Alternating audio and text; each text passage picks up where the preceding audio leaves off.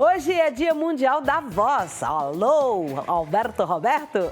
E o objetivo da data é conscientizar a população sobre a importância da saúde vocal e informar sobre os sinais de alerta que indicam doenças.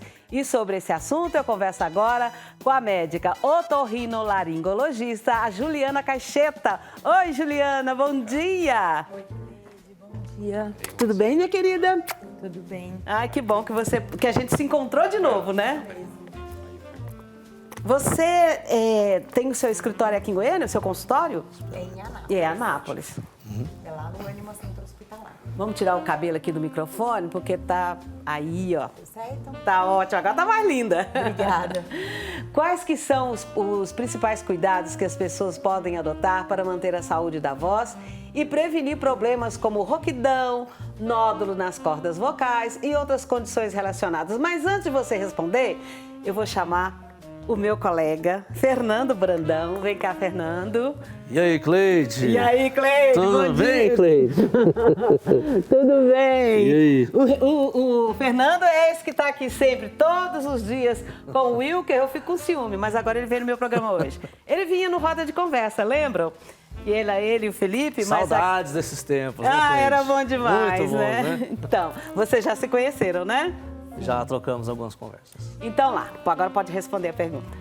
Então, todo mundo que trabalha com a voz tem que ter alguns cuidados especiais, mas quem está em casa e que também usa a voz, obviamente, para se comunicar, tem que saber que a nossa prega vocal, ela depende de hidratação. É muito importante a gente manter a hidratação em dia. Aqui no Centro-Oeste fica muito seco entre maio e agosto, então a gente precisa reforçar. Quando você for falar, exemplo, você que é uma comunicadora, ele que trabalha com locução, evitar alguns tipos de alimento que vão deixar a saliva mais espessa. Então, os derivados de laticínios já são conhecidos por deixar a saliva mais grossa e a voz um pouco mais empastada. E existem alimentos que vão ter o efeito contrário. Então, nós, otorrinolaringologistas, recomendamos que seja comida uma maçã por dia, preferencialmente um pouco antes de você falar, de você se apresentar. Olha que interessante, ela é o quê?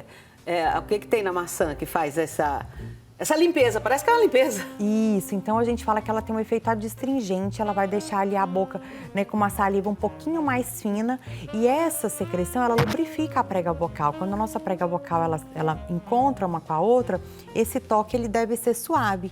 Se ele é muito seco, se não tem hidratação ou se tem uma hidratação muito viscosa, isso pode alterar as propriedades da sua voz. E quem não toma água? Quem não toma água, invariavelmente vai ter uma maior tendência para sofrer com rouquidão, garganta seca. Tem muita gente que fala para mim que até acorda bem, mas que no final do dia já está com um pouco de dor aqui no pescoço, com dor na garganta. Isso quase sempre é falta de hidratação. A pessoa passa o dia ali todo conversando, falando, trabalhando no ar-condicionado, que resseca muito a via aérea e não se hidrata. Então, isso vai acarretar problemas. Ô, Fernando, você já tomou água hoje? Já tomei água hoje, viu, Cleide? Embora, infelizmente, não foi tanto como eu gostaria, mas tomei, viu? Seu copinho é aquele de lá. Oh, Pode pegar ele agora.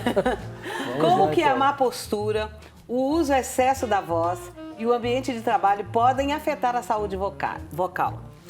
Então, o que a gente sabe é que as pessoas que trabalham no ambiente ruidoso, elas tendem a falar um pouco mais alto para que elas sejam melhor compreendidas. E isso faz com que a gente coloque muita força na voz. Às vezes você olha a pessoa, por exemplo, você está ali na praia, vem uma pessoa para te vender um salgadinho, um mate. Você pode reparar que a musculatura extrínseca, que a musculatura externa da laringe, do pescoço, está ali tensa. Outra coisa é o ambiente muito estressante. Quando a gente fica estressado, a gente não percebe, mas a gente muda a maneira como a gente fala, né? Os comunicadores têm uma capacidade muito grande ali de modular a voz, mas a tensão, ela tá ali, ela permanece, mesmo quando você disfarça aquilo muito bem. Então, trabalhar num ambiente muito ruidoso, muito estressante, insalubre do ponto de vista de umidade, né? Então, a gente tem aquelas pessoas que trabalham no frigorífico, então isso pode afetar a saúde vocal. E quem nasce perto de cachoeira? Vou explicar. Tem gente que fala alto naturalmente. Aí a gente pergunta, você nasceu perto de cachoeira? Porque o barulho da água tem que falar mais alto que a cachoeira. Isso é natural, é da família das pessoas. Tem como adequar isso? Tem sim, Cleide. Você sabe que isso é uma coisa bem interessante, né? Então, se você viaja para outros países e você vai para o Japão, você vai ver que o volume do ambiente é um. Se você vai para a Itália, você entra num ambiente, num restaurante ali mais familiar, você vai ver que o volume é outro. É natural, é cultural que algumas culturas, algumas nações, elas sejam mais barulhentas e outras sejam mais silenciosas. Inclusive, é considerado um sinal de má educação, às vezes você falar alto demais, ser espalhafatoso demais em determinados países. Então, isso que você falou é perfeito, é uma colocação muito boa, porque o ambiente ele vai influenciar a maneira como a criança aprende a se comunicar. Se é falando muito, se é gritando, se é se expressando mais, se é se expressando menos. E é perfeitamente possível trabalhar isso com fonoterapia. Vou dar um exemplo bem conhecido. Todo mundo se lembra da Gazi Massafera lá no BBB. Ela tinha ali um sotaque bem carregado do interior do Paraná, um sotaque bem puxado. Hoje, quem vê uma Grazi Massafera atuando, percebe que a voz dela mudou bastante, a forma como ela se coloca mudou muito.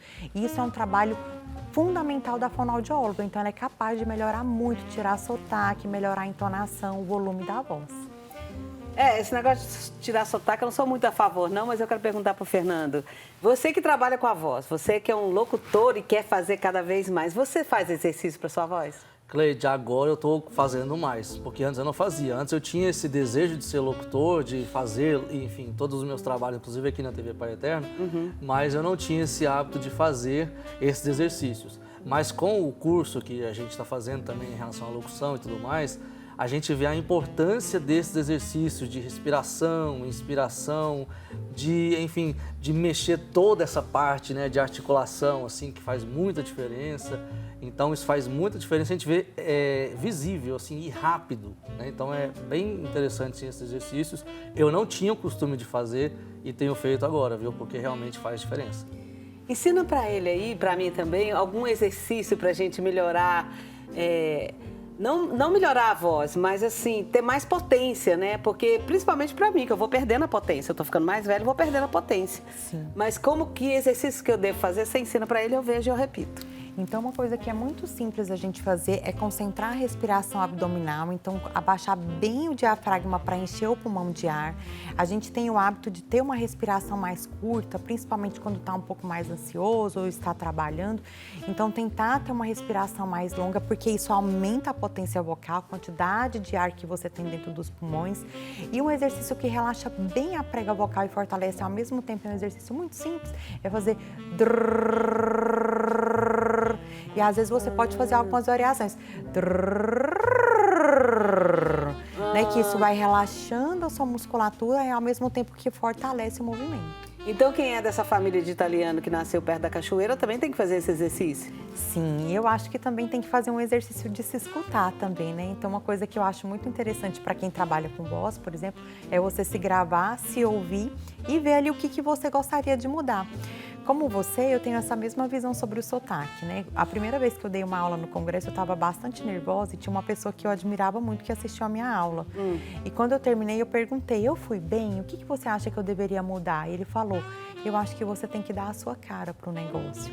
Porque vir aqui apresentar e falar, muita gente vai conseguir, mas eu quero que as pessoas, quando ouçam você, saibam que é você. Então, eu acho que a gente também tem que dar a nossa cara ali quando a gente vai falar e a gente vai se comunicar. Fernando, faz um exercício aí que você costuma fazer, vamos ver se a doutora acha que está certinho. Esse, eu faço bastante esse do... Com essas variações, também faço ele mais... Linear. Linear, né? E o também com... Então, basicamente, isso. Tem outros também que abre bastante aqui essa parte... da face também, para articulação. Então, tem bastante isso. Eu faço tem também. Que abrir mesmo, é muito... Fazer careta, todo mundo tem que fazer careta. Isso, exatamente. Não fica esteticamente legal, mas é importante porque vai soltando isso aqui. E a gente vê claramente que solta bastante mesmo. E a comunicação fica mais fluida. É isso mesmo? Perfeito. E ainda é bom para nós mulheres, homens também, para a pele ficar mais durinha, mais rígida, né? Não? Eu acho que acaba com o nosso Botox, né, Cleide? A gente marca mais cedo lá para retocar no dermatologista. Aí, ó, contou para todo mundo. Bom, eu queria saber, assim, quais são os sinais de alerta, né? De possíveis problemas de saúde da voz. E quando que é recomendado procurar uma avaliação, um especialista em otorrinolaringologia ou um fonoaudiólogo? E é essa a função, né, do Dia Mundial da Voz. Esse dia ele foi criado, é o dia 16 de abril, porque a maioria das pessoas muitas vezes minimiza o impacto, né, das mudanças vocais. E a gente sabe que em pessoas abaixo dos 50 anos há um predomínio de lesões benignas, mas acima dos 50 anos, principalmente se a pessoa tem algum fator de risco, a gente pode também ter o câncer de laringe. Então, você tem que prestar atenção numa rouquidão que dura mais de 15 dias, principalmente se essa rouquidão ela é progressiva. Então, hoje você está um pouco rouco, daqui a 30 dias você está muito mais rouco. Eita! Esse é um dos principais sinais de alerta, é a progressão, né, dos sintomas. Dificuldades para engolir, nódulos no pescoço, fraqueza vocal, começa com a voz boa, termina com a voz fraca, dor para falar, uma sensação de desconforto ali na garganta, principalmente quando usa muito a voz. E no caso dos cânceres de laringe, é importante a gente alertar que é um câncer que raramente causa dor. Então, muitas pessoas associam, né, a lesão tumoral com dor, mas a gente sabe que o câncer de laringe só vai causar dor em estágios muito avançados. Então, uma rouquidão com mais de 15 dias é obrigatoriamente de ser investigada, tá? O primeiro profissional que deve avaliar é o otorrino, o fonoaudiólogo é o profissional mais capacitado para reabilitação, mas a gente só consegue examinar a prega vocal, pessoal, através de exame, né? E esse exame é uma endoscopia que a gente olha com uma câmera por dentro do nariz ou por dentro da boca e a gente consegue ver a prega vocal. Então, toda rouquidão acima de 15 dias precisa ser investigada com o exame endoscópico. Doutora, muito obrigada pela sua participação. Espero vê-la mais vezes aqui no programa. Fernando, muito obrigada. Sucesso para você, com a sua voz lindíssima. Obrigado. Que você pode... Dá um exemplo aí pra gente, assim, da sua locução. Você está acompanhando Aqui em Casa com Cleide Rocha, pela TV Pai Eterno. Dali, Fernando, ficou bonito. Cleide, você.